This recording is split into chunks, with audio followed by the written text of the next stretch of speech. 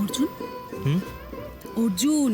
হ্যাঁ হ্যাঁ বল। বাবা, একেবারে তো হাঁ করে তাকিয়ে আছো দেখছি। খুব ভালো লেগেছে না মেয়েটাকে? কোন মেয়েটা?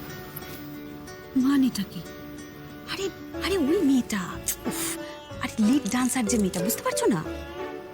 না মানে পারফরমেন্স তো ভালোই হচ্ছে, মেয়েরা তো ভালোই গাইছে, আমার তো ভালোই লাগছে।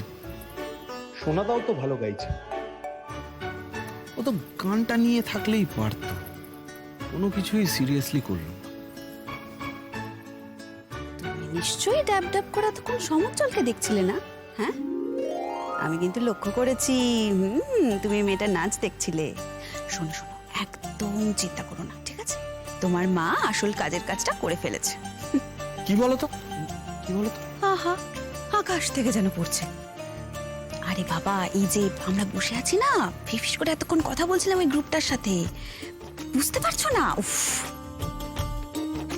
তোমরা তো বাইরে গেলেই অজানা অচেনা লোকের সাথে কথা বলো, যেচে তাদেরকে বাড়িতে নেমন্তন্ন করো, তারপরে তাদের বাড়িতে যাও নেমন্তন্ন খেতে। আগে না, এটা সেই ব্যাপার নয়। এখানে তোমার বিয়ের সম্বন্ধ করা হচ্ছে, বুঝলে?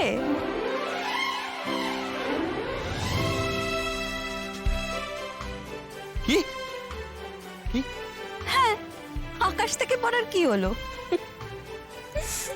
এই শোন, আমি কিন্তু মেয়েটার বাড়ির লোকের সঙ্গে কথা বলেছি। তোর ওকে পছন্দ হয়েছে তো? আচ্ছা, আমি কি ওইভাবে দেখেছি নাকি পছন্দ অপছন্দ?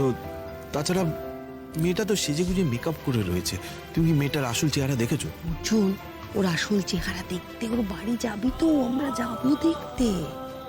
কিন্তু মেয়ে যদি ভালো হয় তোমার কোনো গায়ে গুঁয়ে এবার আমি শুনবো না, কিন্তু বলে দিলাম।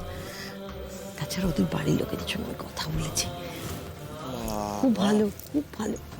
এই অন্ধকারে অনুষ্ঠান দেখতে দেখতে তুমি পরিবারে বুঝে যাবে। তুমি বোঝো না, মানুষের সঙ্গে কথা বললে বোঝা যায় কি সহজ সরল মানুষ ও। আর মেয়েটা তো কি সুন্দর, কি ভালো নাচে। Final year MA. এই দেখ, হয়তো সমুজ্জ্বল চিনবে, জানিস তো? সমুজ্জ্বল কি করে চিনবে? আরে বাবা, সমুজ্জ্বল চিনুক বা না চিনুক, আমরা চিনে নেব। কি দিদি ভাই?